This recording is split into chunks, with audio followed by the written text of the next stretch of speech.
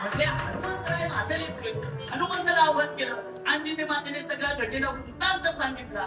हनुमंतरायांनी काशीनरेश राजाला पाहिलं, पण आता आईच्या काही निष्ठा आहे. आई तुझ्या आज्ञेचं पण पालन करायचे आणि माझ्या राम प्रभूंनी दिलेल्या वचनाचं पण पालन व्हायला पाहिजे.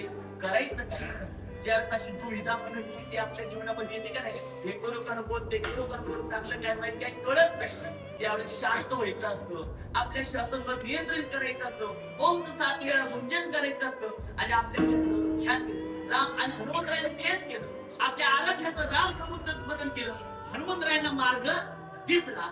आता हनुमंतराय पुन्हा त्या दरबारात आले. राम प्रभूंच्या चरणी लीन झाले आणि राम प्रभूंना म्हणाले, प्रभू मला तुम्हाला आज काहीतरी मागायचं. हा शब्द ऐकता क्षणी राम प्रभू सीता माता ताडून गरजल्या. आणि हनुमंताने पहिल्यापासून म्हणत होता हनुमंताला काहीतरी द्यायचे, पण माझ्याकडे असं काहीच नाही की मी तुझं ऋण फेडू शकतो.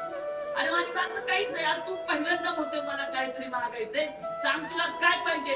हनुमंतराय म्हणाले, देव मला फक्त एवढंच द्या, जे भक्त तुमचं नामस्मरण करतील त्यांचं रक्षण करण्याचं सामर्थ्य या हनुमंतामध्ये द्या.